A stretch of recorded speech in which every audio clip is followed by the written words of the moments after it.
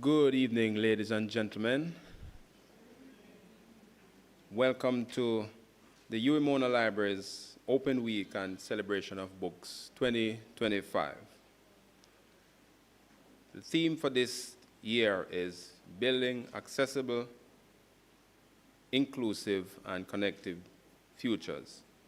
We are delighted to have you here to celebrate with us as Library Week gets on. My name is David Brown, and I'll be your MC for this evening. We'll start off this evening's proceedings by inviting Mr. Godfrey Walker to offer prayers.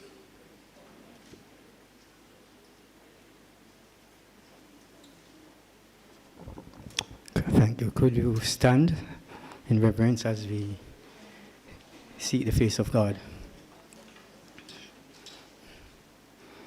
Let us pray.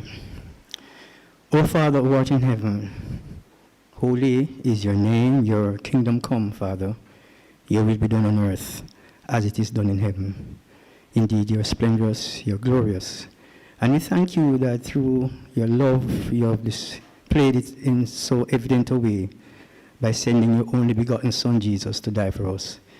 We as a library team, Father, we acknowledge your presence in our lives. We acknowledge your work in the lives of the library.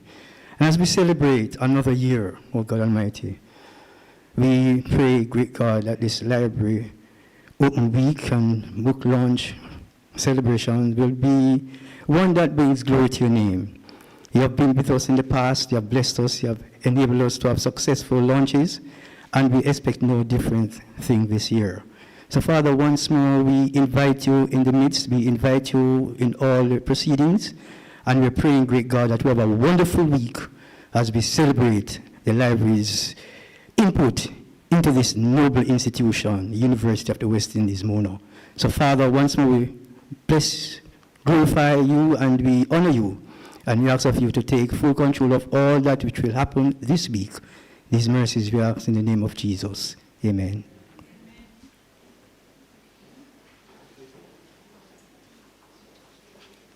Thank you, Mr. Walker, and welcome again to the Mona Library's Celebration of Books and Open Week. We now invite our campus librarian, Mrs. Jessica Lewis Marshall, campus librarian, to give opening remarks.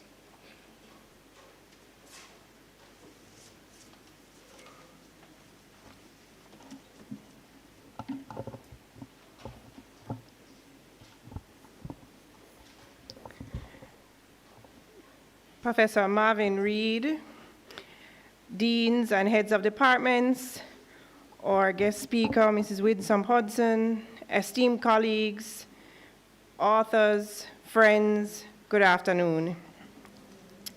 I'm really happy to see everyone here today, and as campus librarian, I want to extend a warm welcome to you to our 10th annual celebration of books.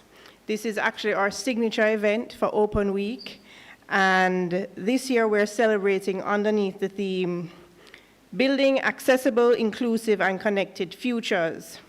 And we've chosen this because we believe that in a world where we're now embracing artificial intelligence, sustainable innovation, human-centered technology, we are still committed to ensuring that knowledge remains accessible to everyone and celebrating human scholarship, creativity, and the love of the book. The Mona Library sees itself as the gateway to knowledge on this campus, and we are happy that university community continues to trust us as a partner. We want to meet the needs of the campus, and we want to grow and actually exceed the expectations of the students and the UWI community. Each year our collection grows, and whether it is in print, in person, or virtual, we are aiming to ensure that our services meet the needs. Today we are celebrating authors of the UWI, and we're very, very happy that we've had 16 distinguished authors present their remarkable works to us. These books are tackling topics such as Caribbean governance, cultural studies, leadership, and medical innovation, and they represent collaboration which has happened across borders and also a deep commitment to Caribbean scholarship. My invitation to you today is to browse the collection, familiarize yourself with these books. I want to challenge you to read them, be inspired by them, and perhaps even cite them as you do your work. We are interested in supporting early career scholars on their journeys from reader to author. And so I want to thank the authors today for inspiring us.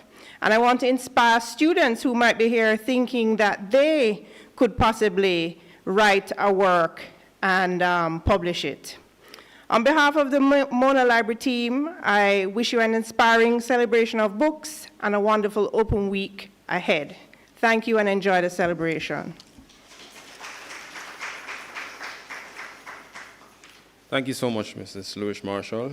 I was just reflecting a while ago and saying to myself, I am a person who works with preservation, binding and preservation. So you'd understand the importance of even one new book. What it does, it adds life not only to information, but also in the area that I work, that I'm passionate about. We will still have books. In a digital age, we will still have books to maneuver. Thank you so much.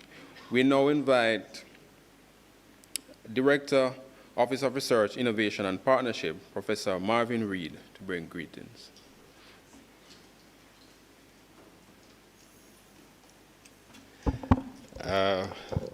Colleagues, good afternoon.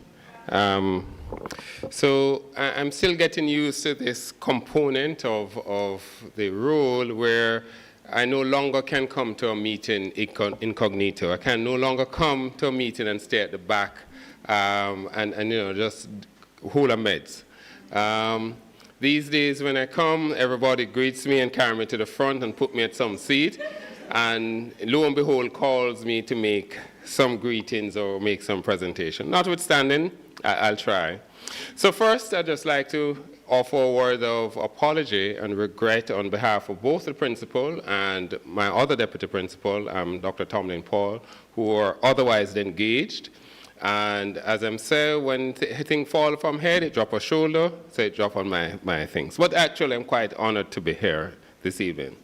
I just wanted to say a few words. And the question that I wish for us to reflect on is whether or not there's still a role for libraries, there's still a role for books. And on my journey to work this morning, I have a bad habit. I listen to BBC. So one of the main news items was the fact that they were reporting in Britain about the cost of cybersecurity breaches on their productions. And they cited a case in Norway in which the company was able to recover from the cybersecurity attack, primarily because they had in their employ a gentleman who still believed in paper and captured all their production processes, all their molds and things that they needed to make on paper. So when it took JLR, which is those of us who like to drive Jaguar and Range Rover, it took them months to recover from the cybersecurity attack. This company in Norway was up and running, and they didn't pay the ransom. And so what the BBC was focused on is all aspects of what they call resiliency in this cybersecurity, in the cyber age, where there's still value in paper. There's still value in archiving, making sure that we have our records, and still value in not having those archives online. All right? It's tremendous value. And as more and more we concentrate our data or information in a few private sector entities, the more and more we're putting ourselves at risk. So indeed, I'm quite honored that we still have scholars who still believe in the attributes, who still believe that it is worthwhile for them to put their thoughts, their ideas, their discoveries in pen and paper and on books. I'm often told that as a Caribbean society, we tend to be more oral than written. But one of the functions of university, and I will say and many of you will hear this, there are really three functions that university serves. One is that we transmit knowledge. We transmit knowledge to our students, and all those interact with us. But more importantly, universities are there to create knowledge. We create knowledge by inquiry, by research. And if it is that we create this knowledge, if it is that we transmit this knowledge, we have to have a medium through which this is done. And this medium should be not only in the digital age, with all of these digital things, but traditionally, we still will have to do it by books. I heard the opening prayer, and how it is that we know what the word is. We know what the word is because somebody took the opportunity or the time to record what Jesus said. Or even if it's not what he said exactly, their impression of what it is that he said. And that has led us to accept or work with that faith. So the short answer is that I cannot see a future without the written word. I cannot see a future or a society who doesn't have the written word as their basis. And so, colleagues, what I say is that institutions such as libraries, although we may re-engineer them, and you will hear our librarians speak about the plans that we have for the library, one of which is to convert or make space within it for innovation hub. The short answer is that yes, although we make the space available for other things apart from reading, the core business or the core functions of libraries is to ensure that they act as a repository of the knowledge that as a university we're required to provide to our stakeholders. So indeed, I'm very happy that we continue this tradition. We need to strengthen it. We need to ensure that it remains a part and focus of our daily academic calendar. And like you, I would want to extend a word of congratulations to my 16 authors. Next year, I hope that we have 20 and perhaps 32 authors that you can display. And then certainly, I know you have heard the call and you've issued a call for some of the early career researchers to engage the process, to produce their books, produce their written word. But I'll also say one of the things that the Caribbean tends to lack, which is memoirs. The fact of the matter is, if you look at the US, 5 years a man turned a president, immediately after that, his memoirs. You don't have to have a memoir of me, but, but the long and short of it, some of the more senior ones, we need to transmit some of that knowledge, some of that wisdom that we've acquired that, in our own chosen professions, whatever it is, that it make it easier for the newer generation to move through the process. So with that said, I think I've spent more than my 5 minutes or 2 minutes of allocated to me, just to say congratulations again to the library, congratulations to the authors, and I do look forward, I'll probably have a browse and have a read myself, do look forward to the rest of the activities during the week, and it's not dying. Libraries are an essential component of any research institution, including universities. Thank you so much. Thank you, Prof. Reed. We now invite Mr. Jonathan Barnes to give us a selection. Please make him welcome.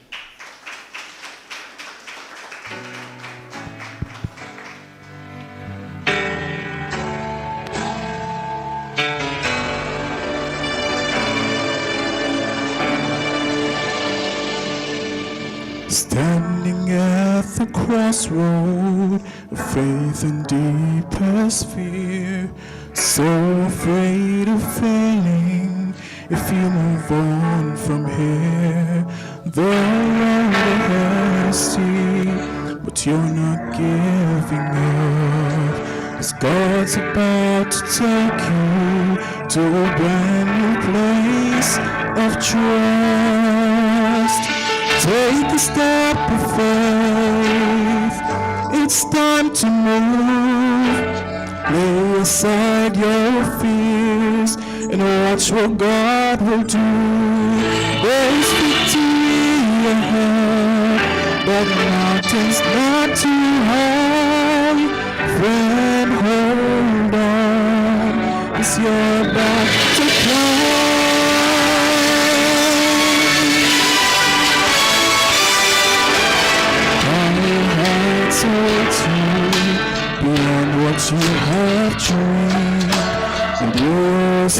overtaken if you dare to believe. So leave the doubts behind and let God make your way. 'Cause He has gone before you and He's already made a way. Take a step of faith. It's time to move. Lay aside your fears and watch what God will do. There is victory ahead. That mountain's not too high. Then hold on, 'cause you're about to climb. You may feel it can go on, it just seems too hard.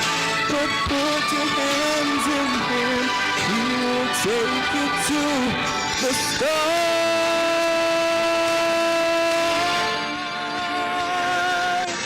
Take a step of faith.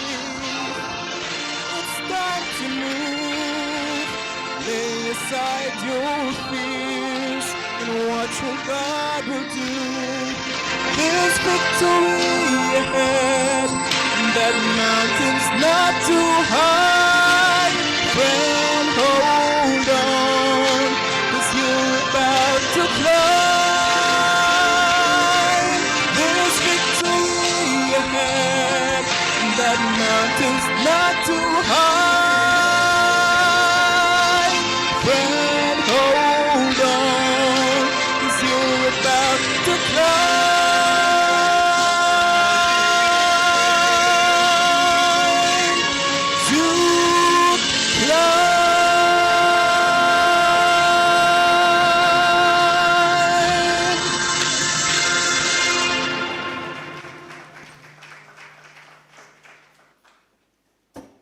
Take a step of faith. I'm sure at some point in our lives we can attest to taking a step of faith and the wonders it brings. And that includes even writing, especially for those who start the business of authorship for the first time. Almost everything we do, we need to take a step of faith. Thank you, Jonathan. To introduce our guest speaker, we invite Mrs. Alison Walder.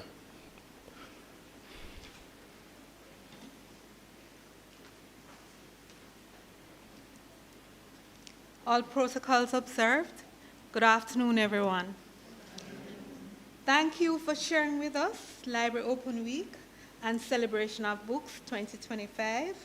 It is my great pleasure to introduce our esteemed guest speaker, Miss Whitsom Hudson, a trailblazer in librarianship and a tireless advocate for the preservation and promotion of Jamaica's cultural and intellectual heritage. Ms. Hudson is best known for her distinguished tenure as National Librarian of Jamaica from 2002 to 2017, during which she guided the National Library with clarity of vision and deep commitment. Under her leadership, the library became not only a custodian of our national memory, but also a modern, accessible institution. She championed national bibliographic control, the safeguarding of rare manuscripts, and newspaper. Beyond her work in preservation, Ms. Hudson embraced the challenges and opportunities of the digital era. Under her guidance, the National Library initiated projects that modernized cataloging systems, expanded digital access, and opened new pathways for scholars, students, and the general public to engage with Jamaica's history and culture. Her contributions, however, extend well beyond administration. Ms. Hudson has engaged the scholarly and professional community through her writings and presentations. She contributed thought-provoking papers, including the role of authorized entities, presented at an international forum organized by WIPO and IFLO. Through those works and her many conference addresses, she has helped to shape the global conversation on access to information, copyright exceptions, and the future of libraries in the digital era. Her voice has carried both nationally and internationally, emphasizing that libraries are not passive repositories, but active instruments of democracy, education, and cultural pride. Closer to home, she has been a mentor and role model for a generation of Caribbean librarians, encouraged us to see our work as a calling of national service and cultural stewardship. Today, as we welcome her to this platform, we also acknowledge her legacy as leader, scholar, and advocate whose vision continues to inspire us. Ladies and gentlemen, please join me in extending a warm welcome to our distinguished guest speaker, Ms. Widsome Hudson.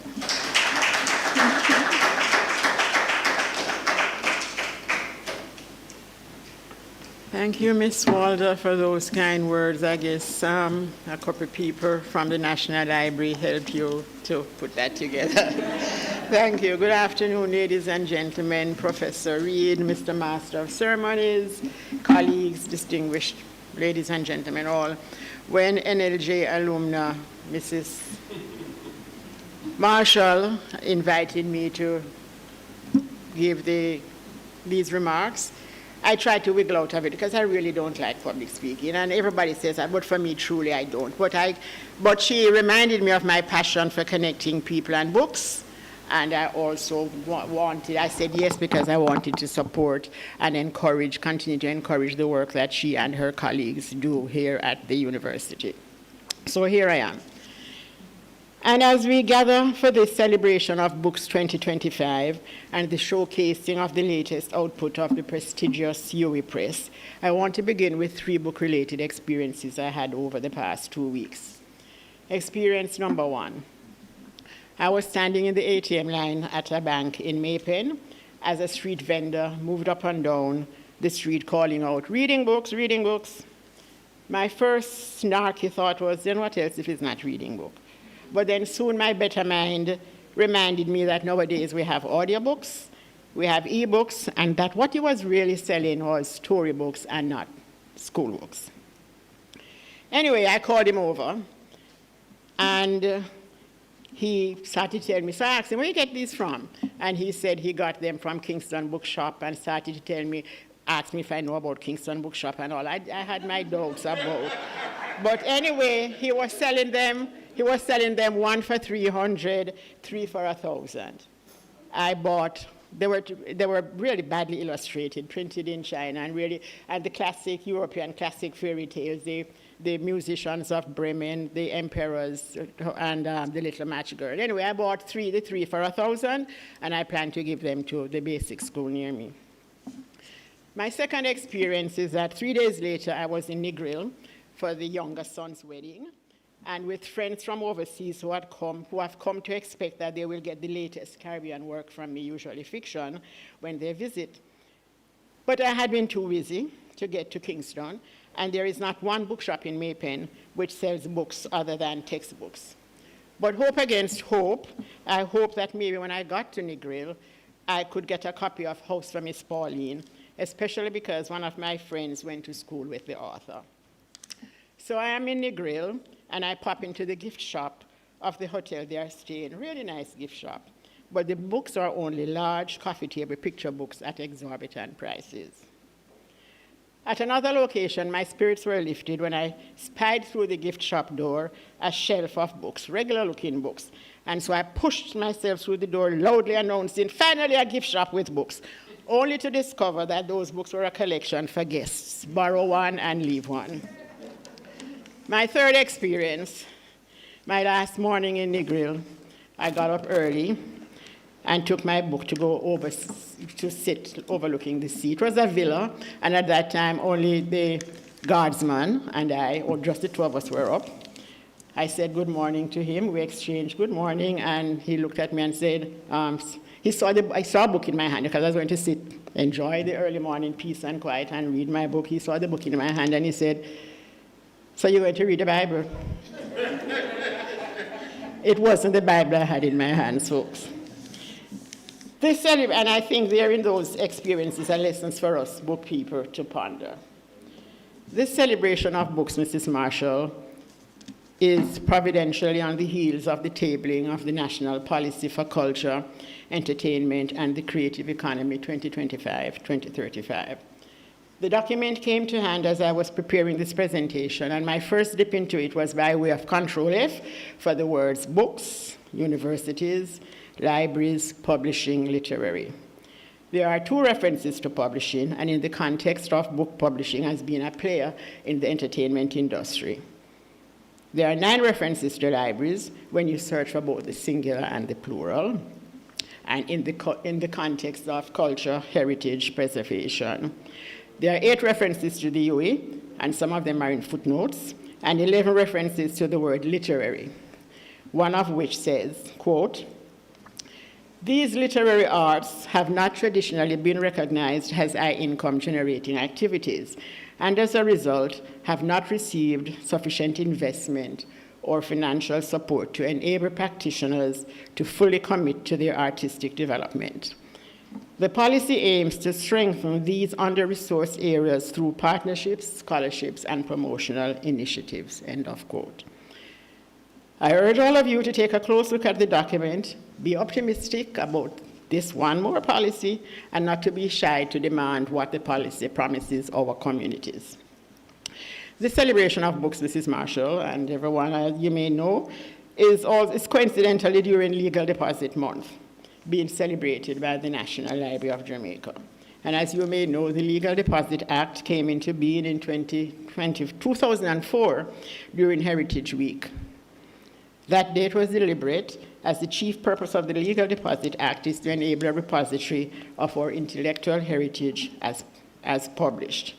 UA Press has been very compliant with the requirement of the Act, and it is cause for celebration that these titles are part of the National Collection and the National Bibliography. And Mr. Ingram, I think, is smiling. And those of you who will know why will get my reference. As I read through the blurbs of the books, which thankfully Mrs.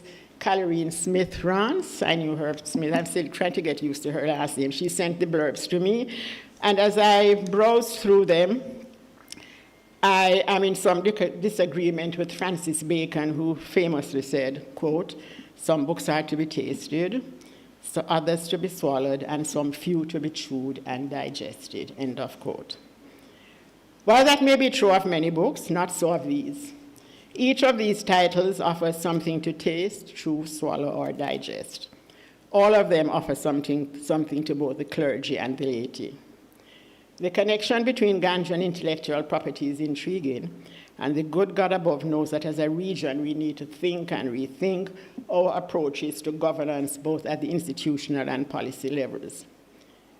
We need to reconsider the truisms about how we teach and how children learn, how we protect the environment, how we balance the perennial feast or famine of our agriculture. And I bet that the reader on legal systems will be a popular one as we go through the debates about final court of appeal, etc., etc. The title on island cultures and festivals will certainly inform the revisions to the Green Paper on the cultural policy mentioned earlier. It is impressive that this set of books is so multidisciplinary and truly regional. And can I just give shout out to, I know one of the authors, Natalie. Yeah, we used to be in the ministry together. Yes, okay, good to see you. Okay, and congratulations, authors and UA Press. May you continue to grow into your purposes, and may your sales be plenty and your readership large. But I just have to ask you, please indulge me as I urge UA Press to consider a reader on Caribbean librarianship for your next round of publications. And I'm still hoping to see covers of your catalog available as posters. I've long admired the covers of your print catalogs and wondered why they weren't available as posters. So as I try to speak to building accessible, inclusive, and connected futures, I will begin with an observation, a but, and a question. The observation. It is a book that supposedly dead medium, yet still very accessible conduit for knowledge, information, self-actualization, national development, and let's not forget recreation, which has brought all of us here together. This gathering of authors, publishers, professors, lecturers, library professionals, and readers, and students, I hope. Long live the book. But if more and more of our fellow citizens, compatriots, are not reading and not engaging with books, be it print or electronic, and are therefore not experiencing the rewards of knowledge, information, self-actualization, recreation, as a foundation for careers, etc., then all of our futures are at risk. We will be one ignorant and ignorant set of people. And so we really need to pay attention. The question then is, water, just a little water. The question then is, what must we do to connect more people with books, be they print, digital, or audio? Or in other words, what must we do to build accessible, inclusive, and connected futures and minimize national and individual ignorance? I am proposing that we be a little bit more strategic by taking more frequent scans of the world outside our offices and operations, and to be open to the opportunities and threats facing universities, libraries, authors, publishers, and readers' engagement with the book. Why write it, publish it, acquire it, catalog it, and shelve it if no one reads it? When I scan the local environment of publishers, bookstores, libraries, and readers, I see many opportunities despite A, the conventional wisdom that students only read enough to pass the exams, B, that we are losing the ability and the desire to engage with long text, and C, most troubling, the very slim pickings in our bookstores as well as our empty public library shelves. Excuse me. I see an opportunity in the local growth of online and face-to-face book clubs. I could not have been more excited when I heard about 2 years ago about UID's reading on the lawns. How did that go? Is it still happening? My very own book club, mostly Jamaican book club, so titled because we read mostly Jamaican books, is a lesson in both opportunity and threat. We are 2 months away from going into our 4th year, but it is a monthly exercise in scampering to get the titles locally. And so, regrettably, we spend our book dollars on Amazon. Is it beyond us to have a Caribbean equivalent of an online bookstore with books from Caribbean publishers and by Caribbean authors? I really want to think that the story of David and Goliath is still possible.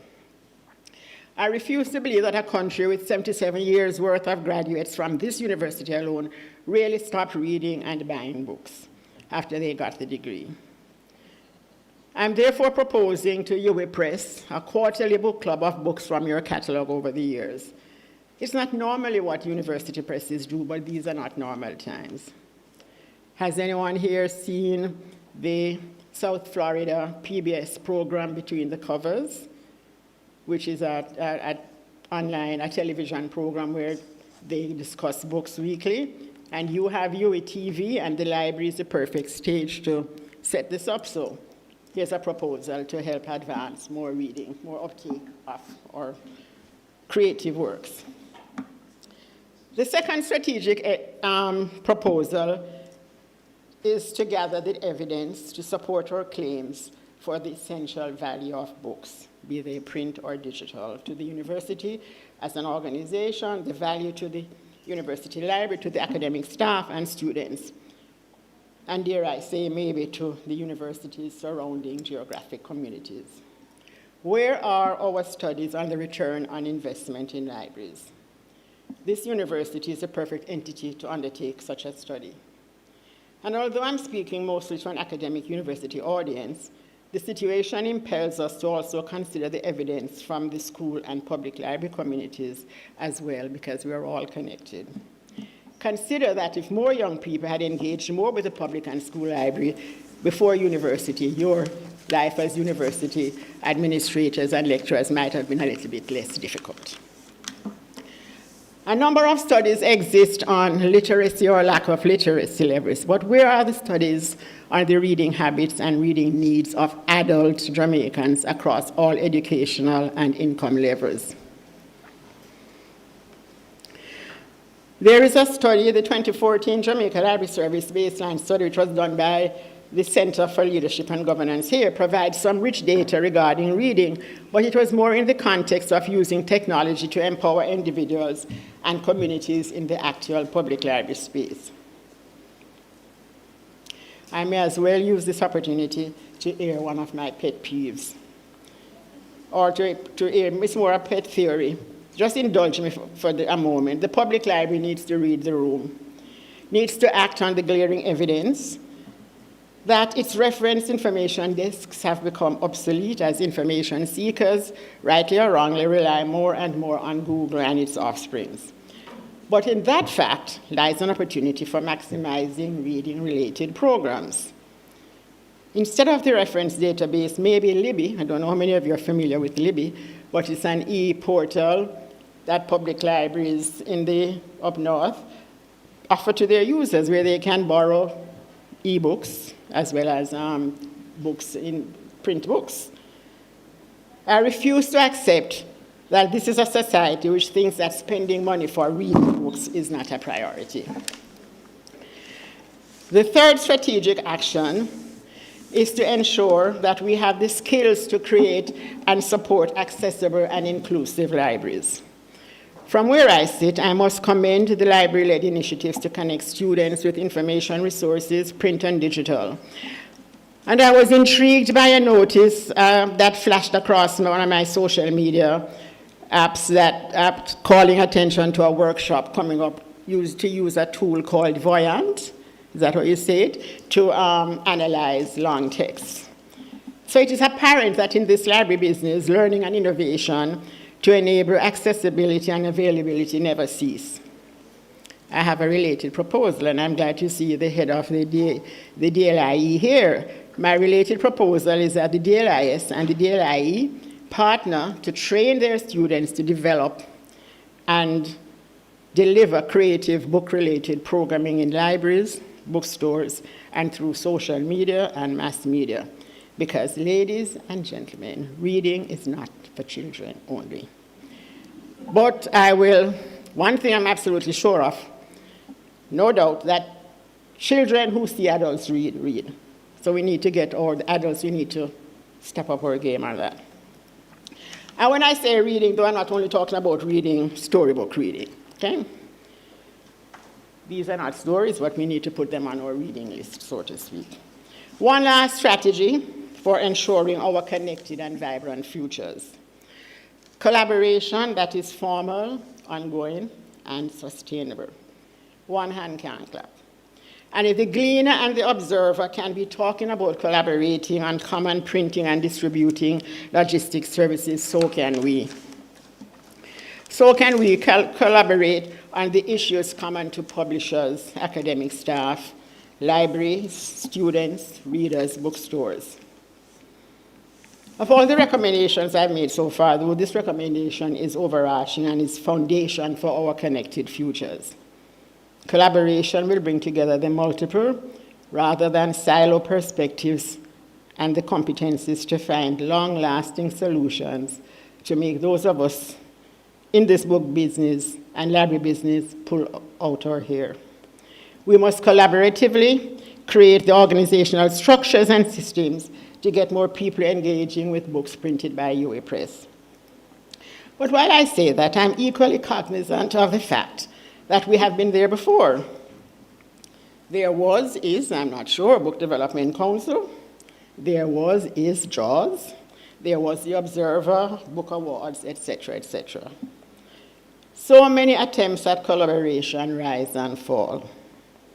But it is still a last best hope if we consider what former Columbia University librarian James Neal has observed, quote, that collaboration has to be more than a kumbaya cooperation. It has to be radical, end of quote. May I suggest, therefore, that one, we bring into the collaboration mix the policy and educational and legal expertise of the authors featured in this exhibition. And consider that maybe a long and strong collaboration can be grounded in the observation in the Green Paper Policy for Culture, Entertainment, and the Creative Economy, which, let me repeat again, states that, quote, "These literary arts have not traditionally been recognized as high-income generating activities, and as a result, have not received sufficient investment or financial support to enable practitioners to fully commit to their artistic development. The policy aims to strengthen these under-resourced areas through partnerships, scholarships, and promotional initiatives," end of quote. So in closing, let me dream of a collaboration which results in UA Press and NLJ co-publishing many of the hidden treasures at the NLJ. A precedent was set with the joint publication of the Walter Adolph Roberts autobiography. And there are many manuscripts and images waiting to be released far and wide. Can I also dream that you collaborate, UA Press, with the Institute of Jamaica to consistently bring us the Jamaica Journal? I could go on, but let me stop here. Had this been another setting, I would say, let's raise a toast. But instead I will say, let's give thanks and praises to the people who write books, to the people who publish them, print or digital, to the people who gather them up, organize them, and make them accessible. Have no fear that the book will disappear. For if the past is indeed prologue, books have shown that they are hard stuff, and that we, the people entrusted with creating and preserving them, have proven over and over that we know how to wheel and come again. Long live the book. Thank you.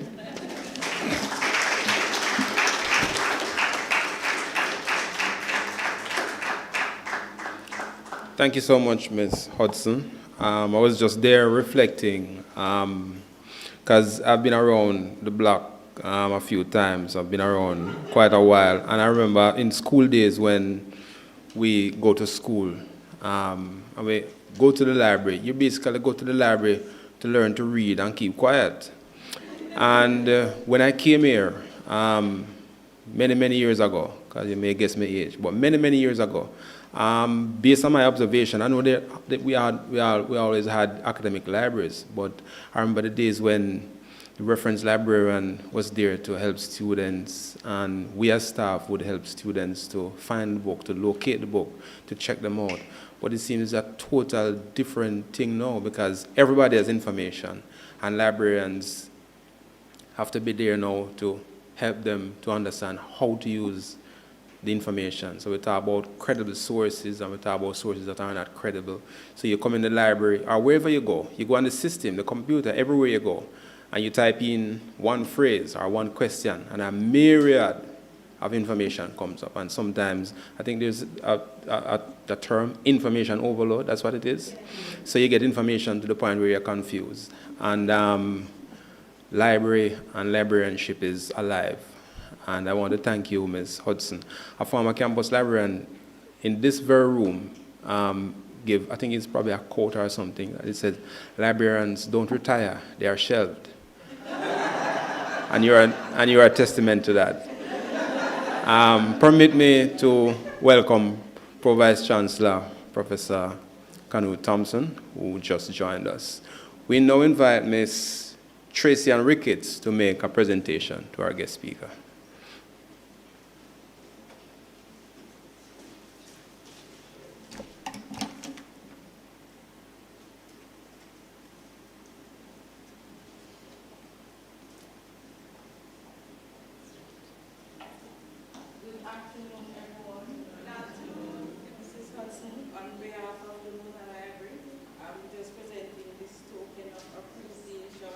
For your valid proposals that you have given.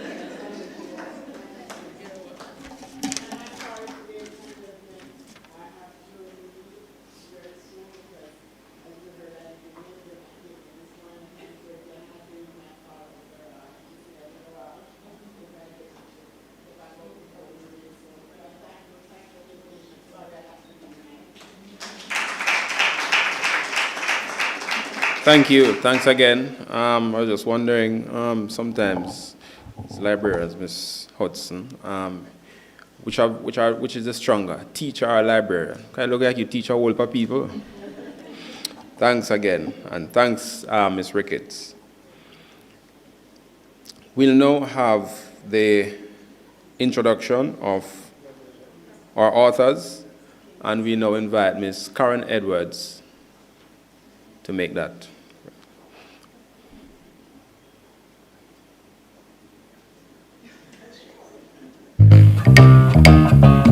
Hello, I am Dr. Tracy.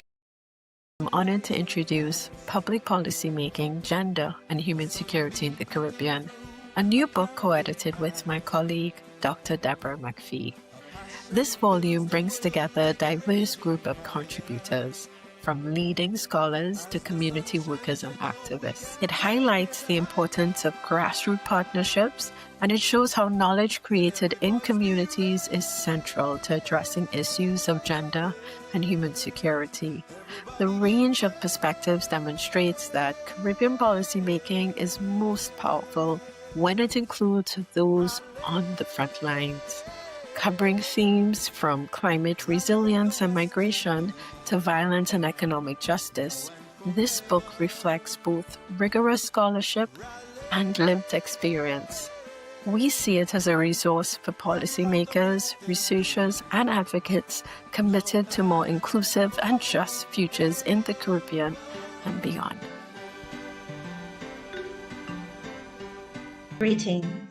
My name is Therese Ferguson Murray, Senior Lecturer in Education for Sustainable Development.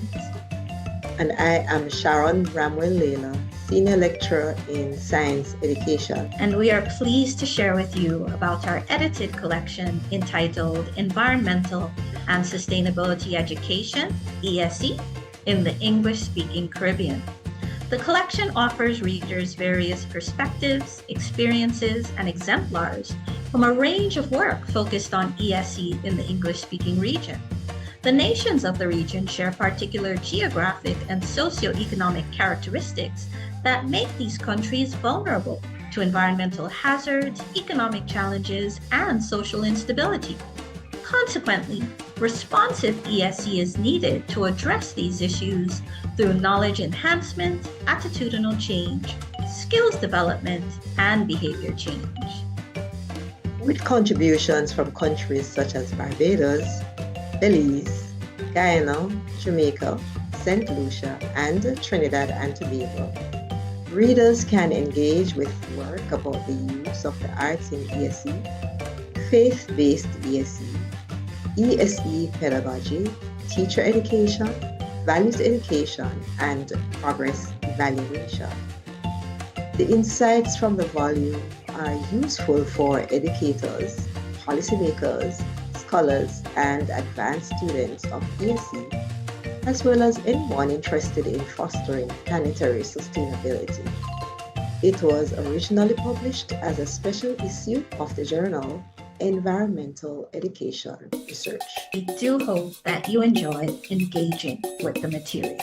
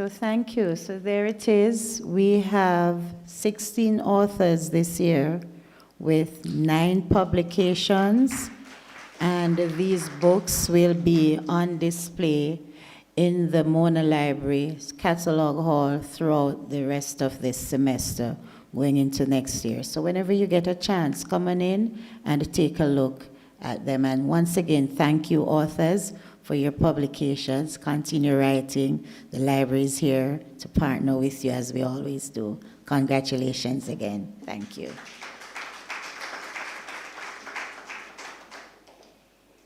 Thank you, Ms. Edwards. I think it'll go back up for us, a QR code for our participants to scan to do an evaluation. That's it? No? Not yet. Okay, I thought I saw something up there, like a QR code. So at the end of, around about the end of the program, I think there will be a QR code up there for you to scan so that you can give your feedback. That is always valued and appreciated. Thank you. We now invite, we have a musical item, and that's from Mr. Ken Roberts and Mr. LaShawn Williams, students, Music and Performance Studies. Please make them welcome.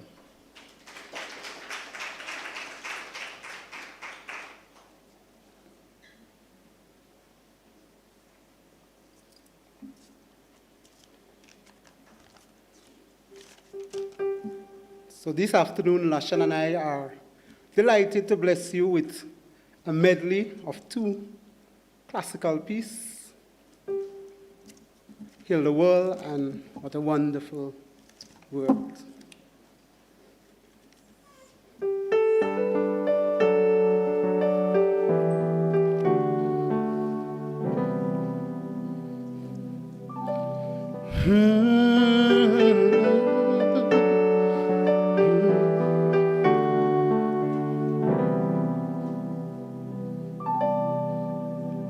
There's a place in your heart, and I know that it is love, and this place could be much brighter than tomorrow.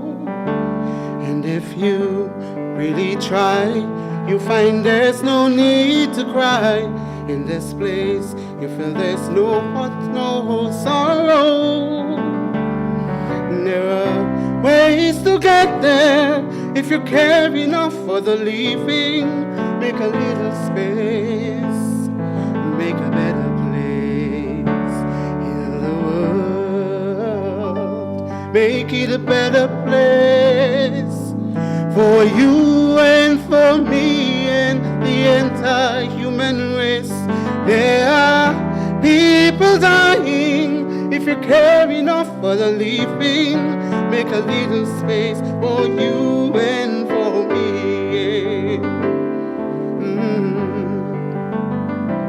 If you want to know why, there's a love that cannot lie. Love is strong, it only cares for joyful giving. If we try, we shall see. In this place we cannot feel fear or dread. We stop existing and start living. And then it feels that always love's enough for us growing. Make a better world, make a better world. If you know it, sing. Heal the world, make it a better place for you and for me and the entire human race. There are people dying. If you care enough for the living, make a better place for you and for me here. And the dream we once conceived in will reveal a joyful face. And the world we once believed in will shine again in grace. Then why do we keep strangling life on this earth crucified soul? No, it's plain to see this world is heavenly. Be God's love. Hey.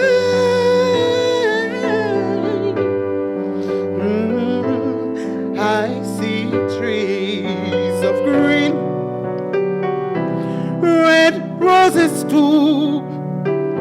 I see them bloom for me and you, and I think to myself,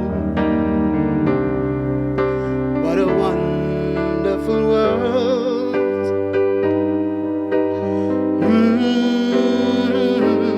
I see skies of blue and clouds of white, the bright blessed day, the dark sacred night, and I think to myself,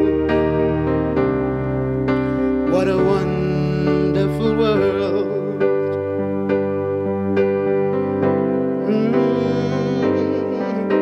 The colors of the rainbow, so pretty in the sky, are also on the faces of people going by. I see friends shaking hands, saying, how do you do?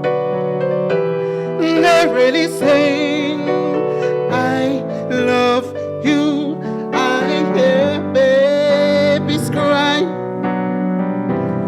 I watch them grow. They learn so much more than I'll ever know. And I sing to myself, what a wonderful world.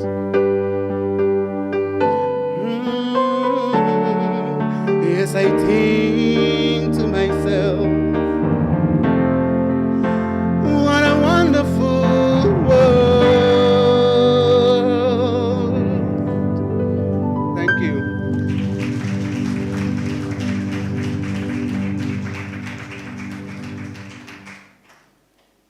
Another round of applause. Thank you. That was nice and creative.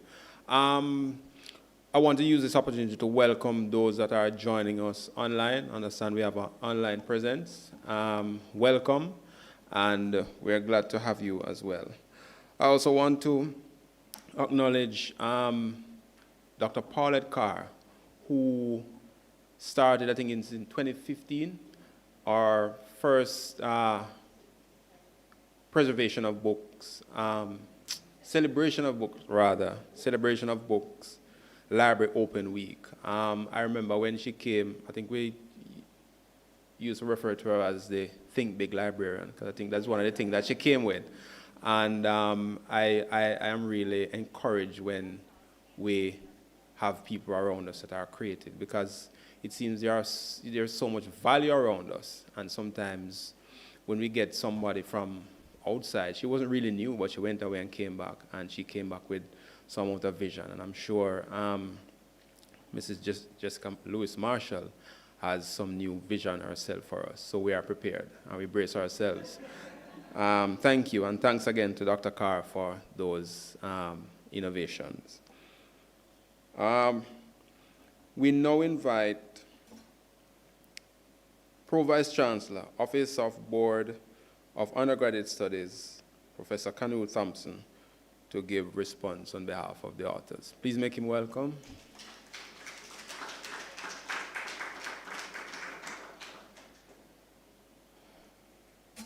Madam Librarian, Mrs. Jessica Marshall, Lewis Marshall,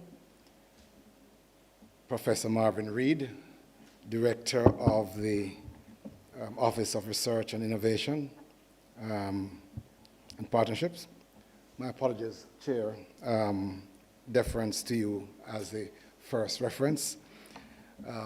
Distinguished ladies and gentlemen, good evening. Firstly, my apologies for being late.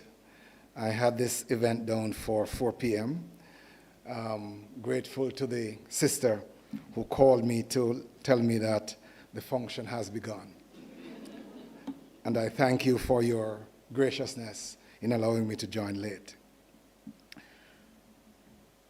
Perhaps I need to disclose that I haven't had an opportunity to consult with the authors. So to make a response on their behalf without that consultation is a rather risky business. Thank you. But I want to first of all express on their behalf, I'm sure this is safe territory, to thank the library, to recognize the pioneering work, firstly, of Dr. Carr, who began this initiative a decade ago, to thank the library on our behalf and their behalf for this initiative, and more so for this year's undertaking, where we have been collectively featured and recognized. I want to also commend fellow authors for the profound work that they have been doing, and if I might include myself, the efforts that we have been making to make an impact on society. But as I pondered what the authors would want to say, I thought of a couple R's. And the first is that the authors would want to remind us of how important rigorous research is to support the work that has been, or the works that have been undertaken. And I want to frame these R's within the context of what I would call, attempting to think through their minds, what I would call the elements of excellence in publishing. So that rigorous research, and as I looked at some of the titles, one or two of which I'm seeing for the first time, it struck me that it certainly would have been the case that a tremendous amount of hard work. But in addition to that rigorous research, or supporting that rigorous research, is what I call the first wonder of academic publishing, which is the blind peer review process. I always take great, might I say, reverence to that blind peer reviewer who in many cases doesn't know you, in most cases doesn't, but who takes the scalpel to the process and undertakes a very rigorous and sometimes painful review of the work. I'm sure some of my fellow authors will tell you that there are times when you get back feedback and you're so discouraged you put it down. You have to recover from the blow before you can face it again, eh? And you spend the next couple of nights with a bit of torment, thinking about how you're going to recover from this bounce, from this blow. And then you read a piece of it, and you then begin to see that it is possible to recover.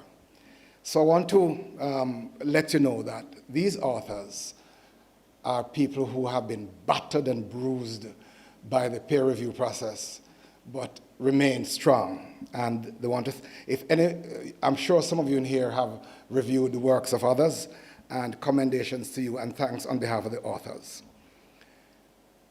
But as I thought through rather the topics again and the context of our work, it struck me that it is critical that our work be rooted in some facet of reality. These topics are not some ivory tower, esoteric, navel-gazing kind of work where people just write because they want to find something to do. These are serious works which seek to address various aspects of reality, both within Jamaica and, I say, both within the Caribbean and outside. So we present to you then in these works contributions to improve knowledge, contributions to improve policymaking, contributions to improved higher education management, contribution to improve policy, works that are rooted in reality. The authors would also like you to know, I would think, that these works have been prepared with an eye for the reader who is not necessarily the technically minded person. It's not the professor or the senior lecturer or even the academic. These works are designed for easy readability. And if you look at the topics and if you look at the chapter headings, you'll find that they are seeking to reach that wider audience, readability. But coming back again to the range of topics, I would want to suggest that there has been this diligence in ensuring relevance to the issues of our time. So I spoke earlier about the rootedness in reality as a starting point. But where that rootedness in reality gets us is a product that seeks to be relevant, not just within the immediate era in which we live, but beyond. And our authors would want you to affirm that, and you could only test that claim by purchasing copies of the books. And they would want me to say on their behalf that we would like you to engage in purchase using the QR code or any other means, but purchase. But I want to make the point that one of the challenges we face as authors, and one of the areas in which we are about which we're deeply concerned, is the reach of our work. The reach of our work. And speaking as author to author, I want to encourage my fellow authors to invest in exploring diverse ways of reaching the unreachable or the not so easily reachable. So the use of social media becomes a critical frontier for academic publishing. And I believe my authors would agree with me that this is something to which we are deeply committed, and would invite you not only to do the purchases, but to follow our work on social media as we engage you on Facebook and TikTok and Instagram and the other spaces where you'll see snippets and quotes of our work. Correct, authors? I'm here to confess happily that one of my diligent and avid followers on X is our guest speaker, whom I failed to recognize earlier, pardon me, Mrs. Winsome Hudson, who has been following me now for at least 8 years. All right, so if a librarian can follow, then all of us are going to follow the authors. So the last R that I'd want to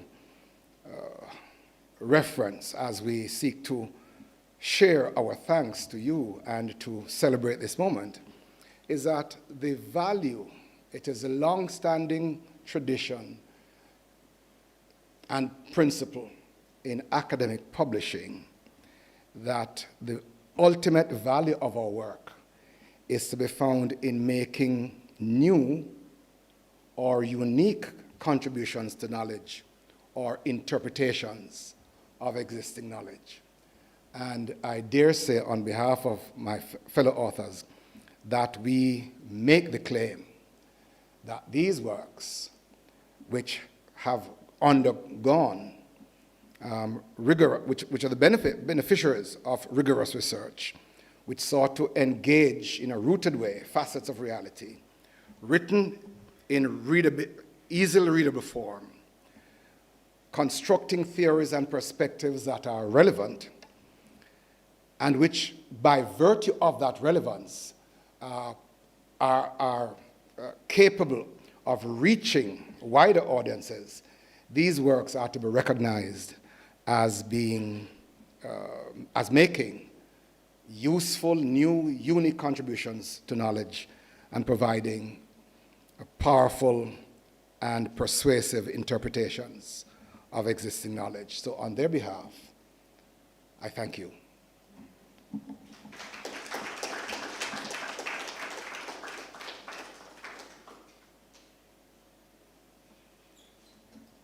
Thank you, Prof. Thompson.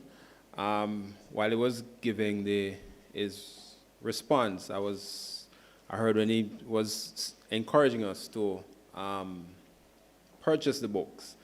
And I said to myself, well, why not? Because for those of us who party, when you go to party, you hear it loud and clear, bring your friend and shell down the bar.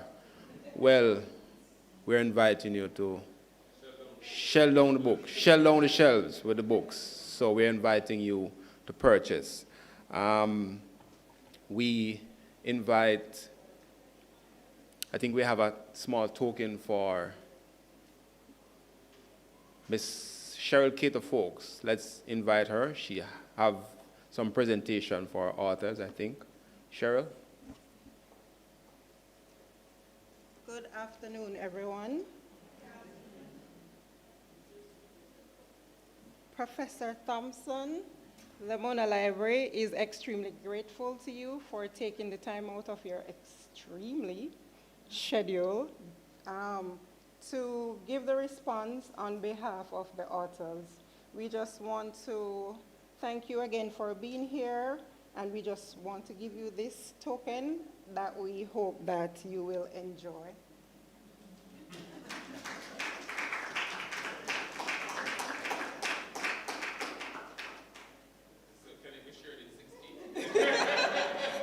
No, we have some tokens for the authors as well.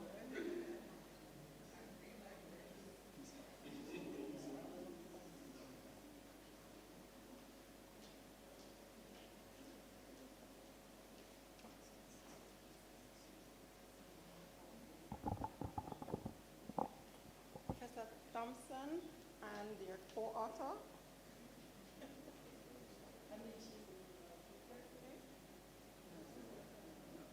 Okay, so you can accept on her behalf. Two things?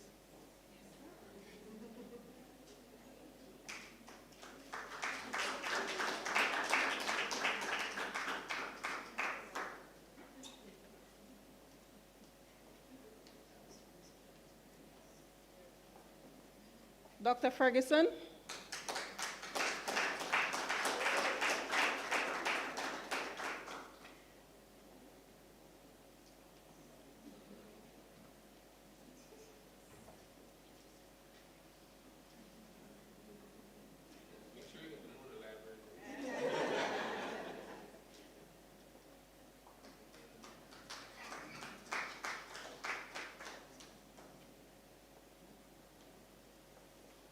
Dr. Bramwell Leela.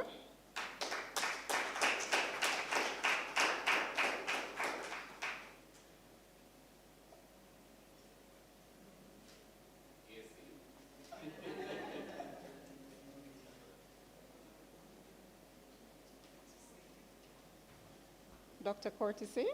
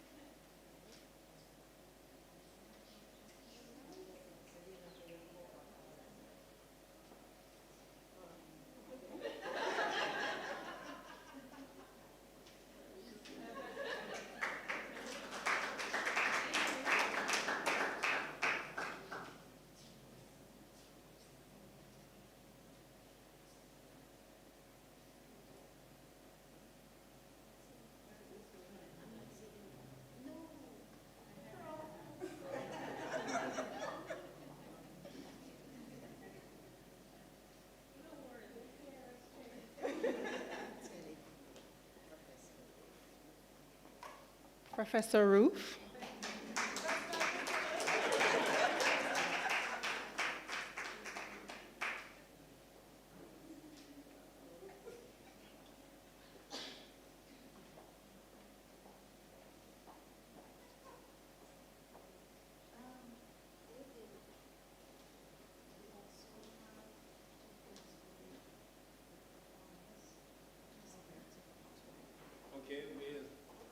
We'll now invite our performers, I think our musical performers.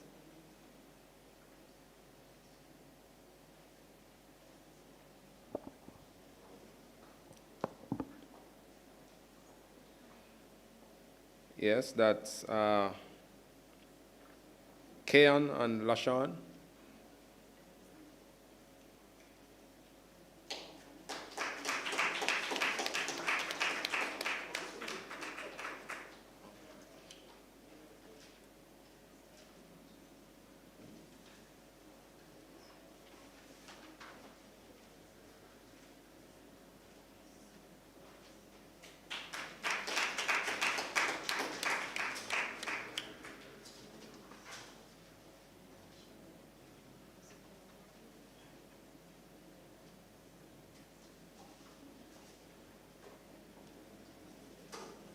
Professor Marvin Reed.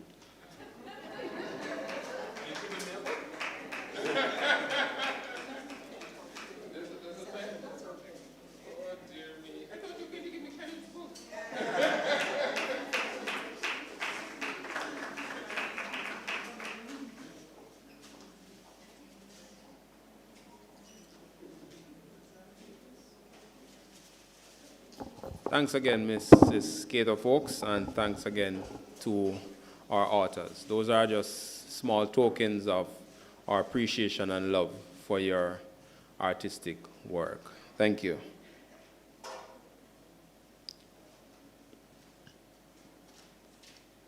To have our closing remarks, we now invite our Deputy Librarian, Ms. Audrey Sadler.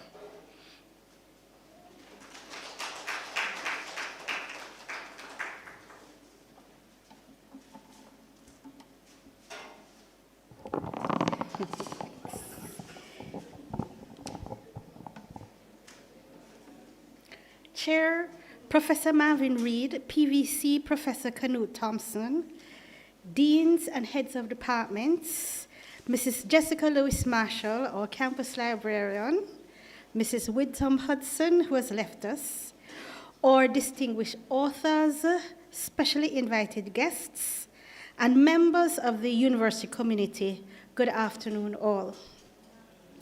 As we bring our 10th celebration of book launch to a close, I am filled with deep gratitude and excitement for this afternoon's activities.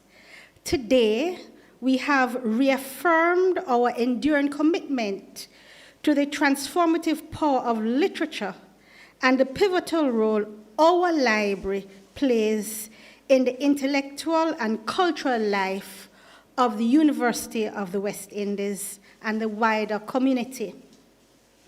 We celebrate the 16 distinguished authors behind these books this afternoon. We consider them to be visionaries whose works are more than words on pages. They share their knowledge with us, they spark our imagination, and they act as bridges that connects us across time, space, and lived experiences within Jamaica and the wider Caribbean. To our authors, we say, thank you for sharing your creativity and scholarship with us. Your contributions enrich our collections and inspire generations of readers. To our distinguished speakers and presenters, your insights have reminded us why books matter, perhaps now more than ever, and this was so eloquently spoken to by our guest speaker. Professor Reed, you have affirmed the importance of this Mona Library to the University of the West Indies. We thank you. Professor PVC, Professor Canute Thompson, you have been in the trenches as an author, and so you have eloquently responded on their behalf, sharing with us your practical experiences in the ups and downs of birthing a book. I must say that to the musicians, we enjoyed your presentations thoroughly, and we're pleased that we are able to engage our staff and our students in our celebrations. We thank you.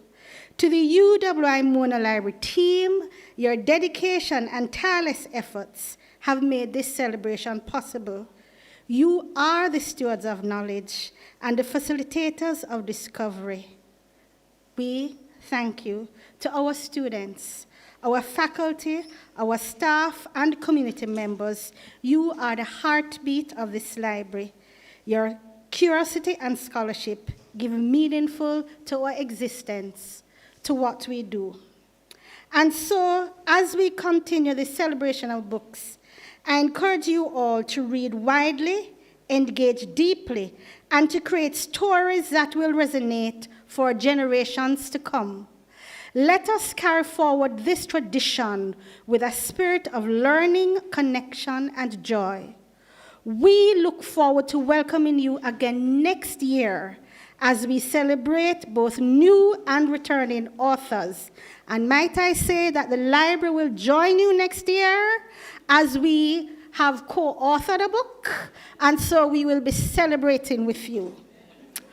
As you go, remember, leave a copy of your book with the library so that together we can continue to shape our students, our faculty and researchers through your words, one page at a time.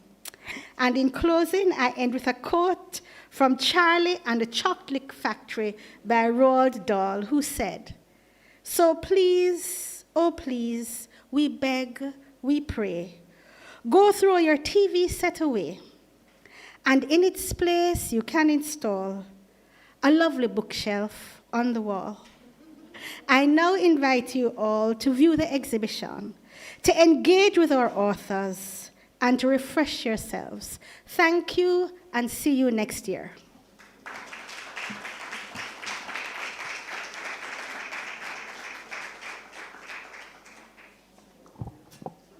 Thank you, Ms. Sadler. And that brings an end to this formal part of this presentation. We invite you, as Ms. Sadler said, to view our exhibition, to continue to engage, and we at the Mona Library, thank you for being here with us. We are happy to have you join us. Thank you.